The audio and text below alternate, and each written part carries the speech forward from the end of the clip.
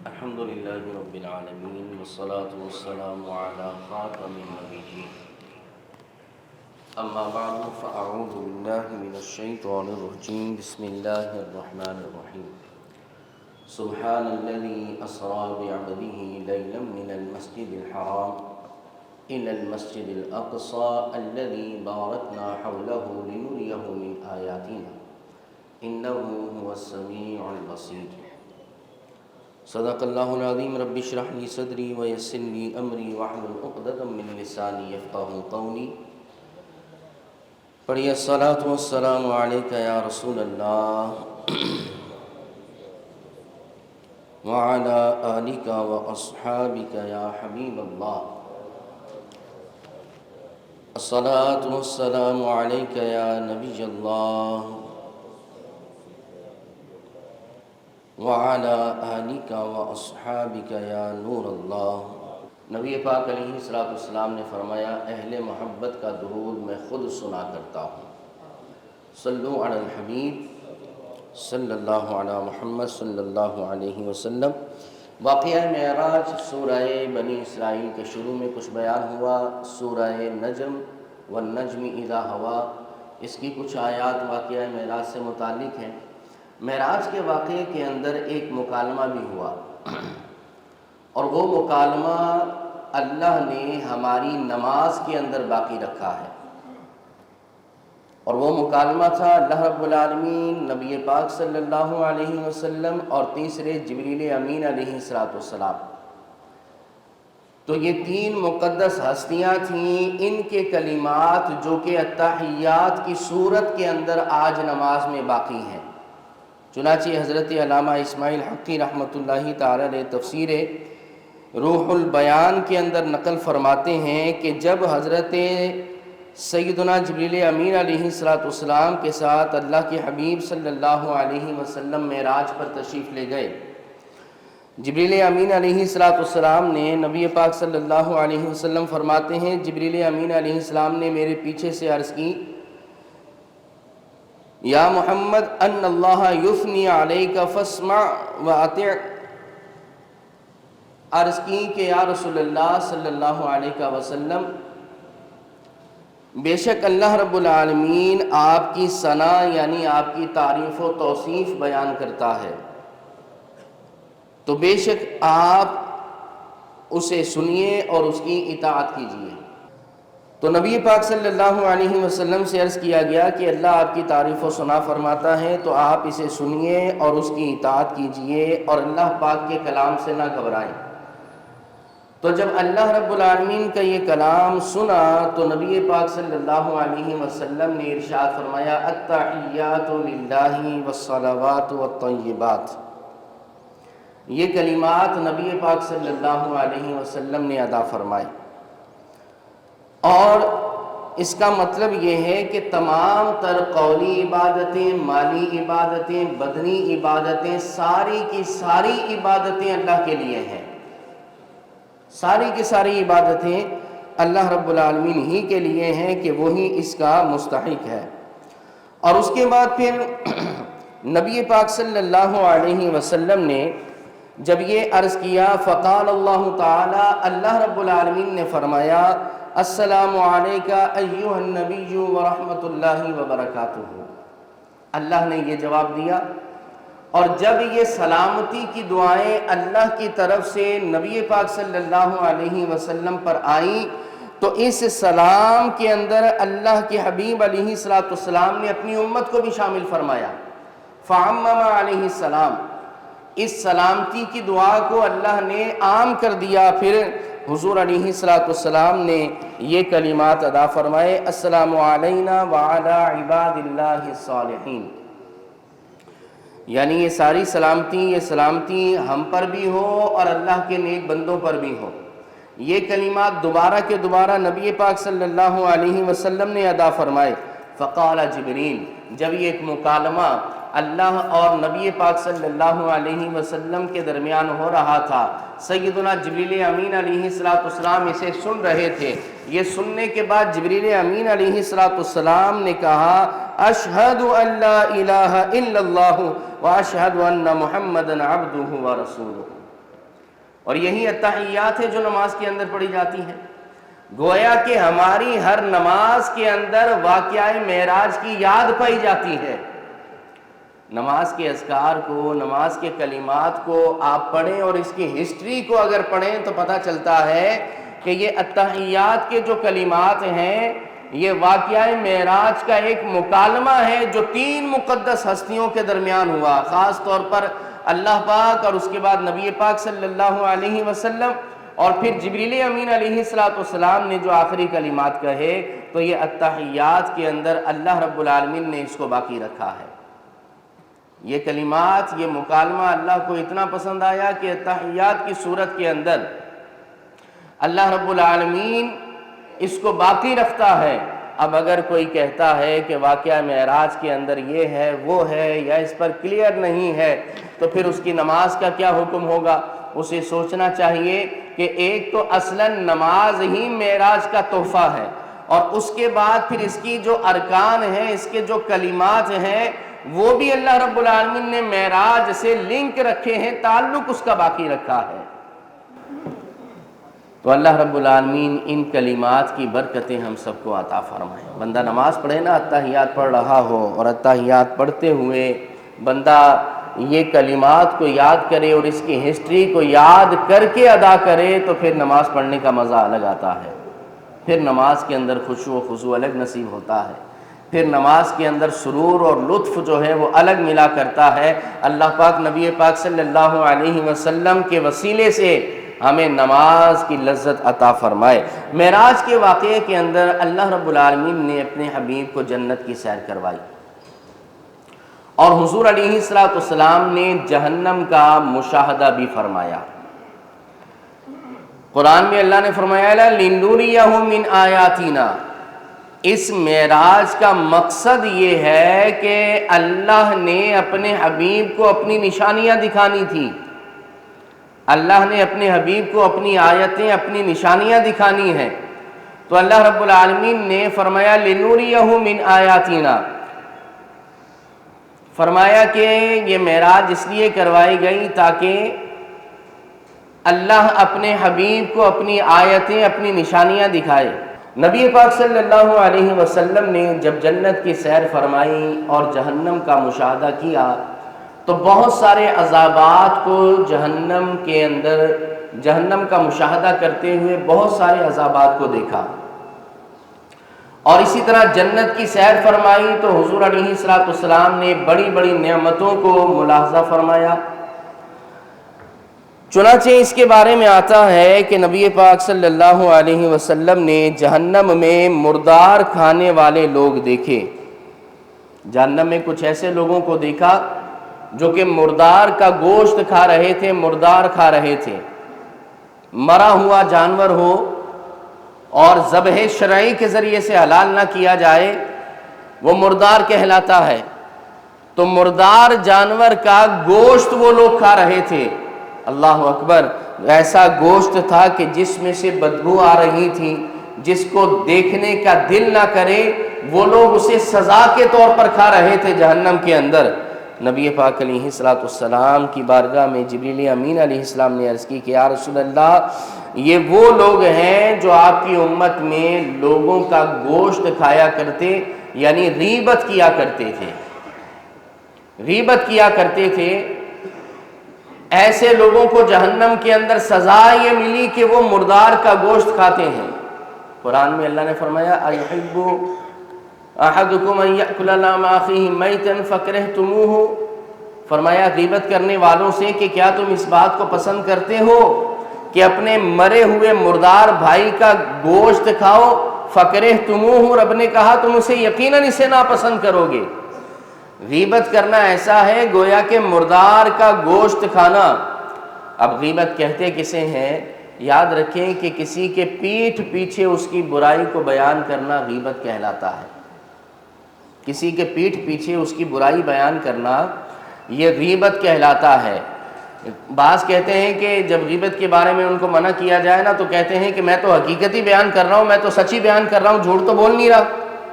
تو میرے بھائی غیبت تو ہوتی ہی وہ ہے جو واقعتاً سچی ہو، اور اگر اس کے پیٹھ پیچھے ایسی بات بیان کی جائے کہ جو اس کے اندر پائی نہ جاتی ہو پھر بھی بیان کی جائے تو یہ تو بہتان ہوتا ہے جو غیبت سے بڑا گناہ ہوا کرتا ہے. یہ بہتان ہے جو غیبت سے بڑا گناہ ہے. لہذا غیبت ہوتی ہی وہ ہے کہ جو برائی کسی بندے کے اندر پائی جائے اور پھر اس کی برائی کو لوگوں کے سامنے اس کے پیٹھ پیچھے بیان کیا جائے، یہ غیبت کہلاتا ہے. اور غیبت کرنا کبیرہ گناہ ہے، کبیرہ گناہوں میں سے ایک گناہ ہے. اور نبی پاک صلی اللہ علیہ وسلم نے معراج کے موقع پر جہنم میں غیبت کرنے والوں کے عذاب کو ملاحظہ فرمایا. لہٰذا معراج کے موقع پر یہ نیت کریں کہ ہم کسی مسلمان کی غیبت نہ کریں گے، ہم اپنی زبان کو غیبت سے بچائیں گے. اللہ ہمیں محفوظ فرمائے. نبی پاک صلی اللہ علیہ وسلم نے جہنم کے اندر کچھ ایسے مناظر ملاحظہ فرمائے، کچھ ایسی عورتوں اور مردوں کو دیکھا جو اپنی چھاتی کے ساتھ لٹکے ہوئے تھے، سینے کے بل لٹکے ہوئے تھے. جبریل امین علیہ السلام نے عرض کیا کہ یا رسول اللہ، یہ لوگ منہ پر عیب لگانے والے اور پیٹھ پیچھے برائی کرنے والے تھے. دنیا کے اندر منہ پر عیب لگاتے تھے، پیٹھ پیچھے برائی بیان کیا کرتے تھے. اللہ نے جہنم میں ان کو وہ عذاب دیا ہے کہ اپنی چھاتی کے بل اپنے سینے کے ذریعے سے لٹکے ہوئے ہیں.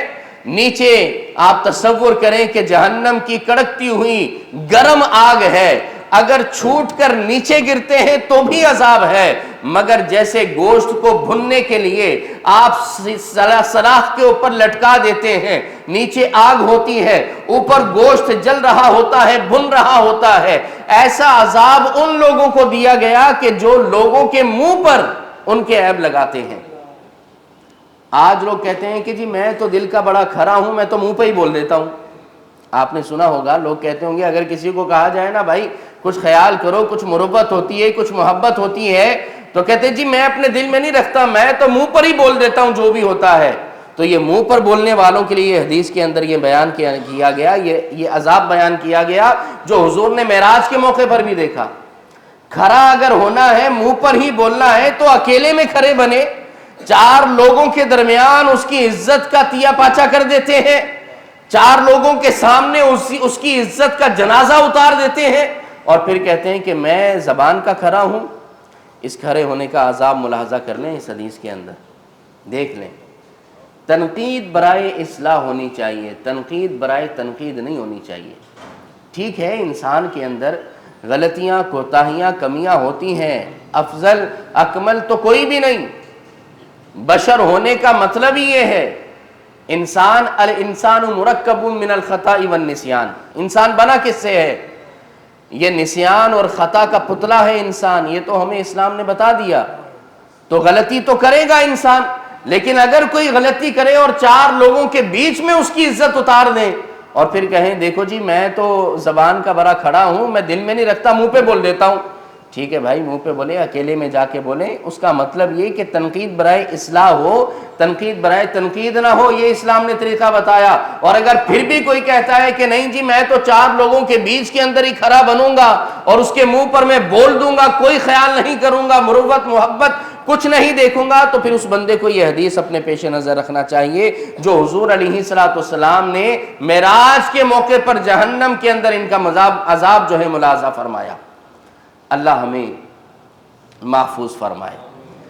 اگر بندہ اس طرح دوسروں کو ٹریٹ کرے نا، دوسروں سے اس طرح پیش آئے کہ جس طرح وہ چاہتا ہے لوگ میرے ساتھ پیش آئیں، میرے ساتھ لوگوں کا ایٹیٹیوڈ کیسا ہونا چاہیے، میرے ساتھ لوگوں کا برتاؤ کیسا ہونا چاہیے، میرے ساتھ لوگوں کے تعلقات کیسے ہونے چاہیے، اپنے آپ کو سامنے والے کی جگہ پہ رکھ کر سوچیں کہ جس کی میں عزت اتار رہا ہوں، جس کو کھری کھری سنا رہا ہوں، جس کا میں جو ہے کوئی خیال نہیں کر رہا، اگر میں اس کی جگہ ہوتا تو میرا کیا حال ہوتا. مجھے کو 4 دوستوں کے بیچ میں سنا کے بعد میں بولتا کہ یار دیکھو میں نے تو جو ہے نا وہ آپ کا خیال کیا، دل میں نہیں رکھی، بڑی مہربانی بھائی آپ نے دل میں نہیں رکھی، تھوڑا سا اور خیال کر لیتے، اکیلے میں سمجھا دیتے. بہرحال آگے دیکھیں نبی پاک علیہ السلام نے واقعہ معراج کے دوران کچھ ایسے لوگ بھی ملاحظہ فرمائے جو آگ کی شاخوں سے لٹکے ہوئے تھے. اللہ اکبر، اللہ محفوظ فرمائے. نبی پاک علیہ السلام نے دیکھا کچھ لوگ آگ کی شاخوں سے لٹکے ہوئے تھے، تو عرض کیا گیا یا رسول اللہ یہ دنیا میں وہ لوگ ہیں جو اپنے ماں باپ کو گالی دیا کرتے ہیں۔ ماں باپ کو گالی دینا، ماں باپ کو گالی دینے کا عذاب یاد رکھیں کہ ماں باپ کی نافرمانی ایسا گناہ ہے کہ جس کا عذاب بندے کو دنیا میں بھی دیکھنا پڑ جاتا ہے۔ علماء نے کچھ گناہ ایسے گنوائے ہیں کتابوں کے اندر کہ جن کا عذاب آخرت میں تو ملنا ہی ہے، ہر گناہ کا عذاب آخرت میں ملنا ہے جبکہ توبہ نہ کی ہو، لیکن کچھ گناہ ایسے ہیں کہ اس کا رزلٹ بندے کو دنیا میں سامنے نظر آ جاتا ہے۔ اس میں سے ایک گناہ ماں باپ کی نافرمانی بھی ہے، ماں باپ کی نافرمانی۔ تو حضور علیہ السلام نے ایسا عذاب دیکھا کہ وہ آگ کی سلاخوں سے لٹکے ہوئے ہیں، اور فرمایا کہ یہ وہ لوگ ہیں جو دنیا میں اپنے ماں باپ کو گالی دیتے ہیں۔ ذرا اندازہ کریں کہ ماں باپ کی نافرمانی کرنا، ماں باپ کو گالی دینا کتنا بڑا گناہ ہے۔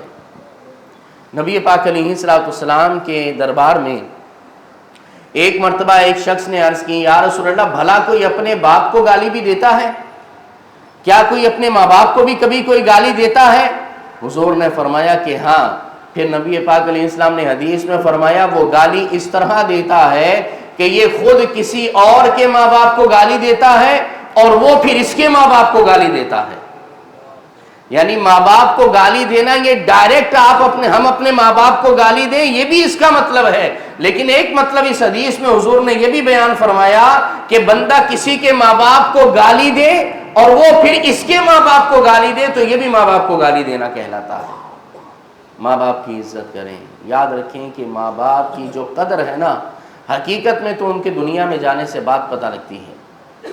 دنیا سے وہ چلے جاتے ہیں، پھر ماں باپ یاد آتے ہیں۔ تکلیف کے اندر بندہ مصیبتوں کے اندر جب پڑا ہوتا ہے تو کوئی بھی مخلص نہیں ہوتا ماں باپ سے زیادہ، ہر بندہ آپ سے جیلس ہے، اپنے سے زیادہ کامیاب کوئی آپ کو دیکھنا نہیں چاہتا، لیکن صرف ماں باپ وہ حیثیت ہوتے ہیں، ماں باپ وہ ذاتیں ہوتے ہیں جو اپنی اولاد کو اپنے سے زیادہ کامیاب ہونا دیکھتے ہیں، اپنے سے زیادہ کامیاب ہونا دیکھنا چاہتے ہیں کہ میرے اندر ماں باپ یہ اپنے بارے میں غور کرتے ہیں کہ میرے اندر یہ کمی رہی ہے، میری اولاد کے اندر یہ کمی نہ رہے۔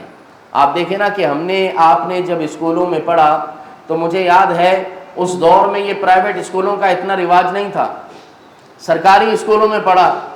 آج اسکولوں کی تو ہزاروں روپے کی 10-20 ہزار کی فیسیں ماں باپ بھر رہے ہیں، وہ جو کہ پورے مہینے کا ایک خرچہ ہوتا تھا ایک بچے کے نام پر فیس جا رہی ہے۔ تو یاد رکھیں کہ ماں باپ سے زیادہ مخلص کوئی نہیں ہوتا، اور اصل قدر ماں باپ کی اس وقت ہوتی ہے کہ بندہ جب خود باپ بنتا ہے، جب خود عورت ماں بنتی ہے، اس وقت پتہ لگتا ہے کہ باپ جب کسی بات سے منع کرتا تھا اس کی وجہ کیا تھی۔ بظاہر اس وقت میں سب اچھا لگ رہا ہوتا ہے، باپ اگر منع کرے، ماں اگر منع کرے تو کہتے ہیں کہ جی آپ کو تو ہماری خوشیاں ہضم نہیں ہوتی۔ اللہ اکبر، اللہ کے بندو یاد رکھو کہ یہ ماں وہ ہے کہ جنہوں نے تمہارے لیے بڑی قربانیاں دی ہیں، باپ نے تمہارے لیے بڑی قربانیاں دی ہیں، وہ بھلا تم سے کیوں جیلس ہوگا، تمہارا برا کیوں چاہے گا؟ ذرا ہسٹری کو تو اٹھا کر دیکھیں تمہیں کن حالات کے اندر ماں باپ نے پالا ہے۔ حضور علیہ السلام نے ارشاد فرمایا رضا الرب فی رضا الوالد، فرمایا رب کی رضا باپ کی رضا کے اندر پوشیدہ ہے۔ اگر باپ ناراض ہے اور بندہ سجدوں میں لگا رہے، رب کبھی راضی نہیں ہوگا۔ اگر رب کو راضی کرنا ہے تو پہلے والد کو راضی کرو، باپ کو راضی کرو۔ اور ماں کی عظمتیں تو بہت زیادہ ہیں۔ نبی پاک علیہ السلام کے فرمان، حضور نے فرمایا الجنت تحت اقدام الامہات، فرمایا جنت تو ماں کے قدموں تلے ہے۔ ارے قبولیت کے دروازے گھر میں موجود ہیں اور ہم کسی اور کے پیچھے لگے ہیں۔ ارے ماں باپ سے دعائیں لے کر گھر سے نکلو، اگر دنیا سے چلے گئے ہیں تو ان کی قبروں پر آنا جانا رکھو، پھر دیکھنا کہ تمہیں برکتیں کیسے ملتی ہیں۔ بہرحال